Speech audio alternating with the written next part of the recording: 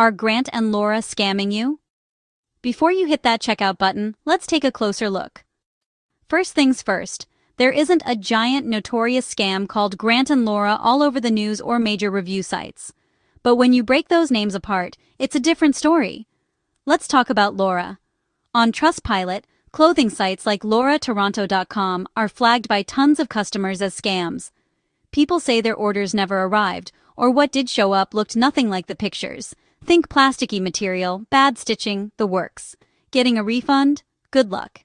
There's also Lorigal.com, which racks up complaints about shipping delays that drag on for months, and items that look nothing like what's advertised. Now, let's shift to Grant. There's Grant Property Solutions Ltd., a legit company, but their reviews aren't pretty. Some tenants say they struggled to get their deposits back after a management change. Not a scam, but definitely a headache. Oh, and here's a quick heads up. Scammers love the word grant. Watch out for anyone promising you a government grant, but first you have to pay a processing fee.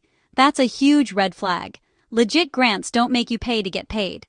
And on social media, there are plenty of fake Grant or Lora profiles offering too good to be true deals or free money. Don't fall for it. One last thing. If you're searching for Lora as in the wireless tech for smart devices, that's totally legit and safe. Bottom line, always check reviews, use trusted payment methods, and remember, if it sounds too good to be true, it probably is.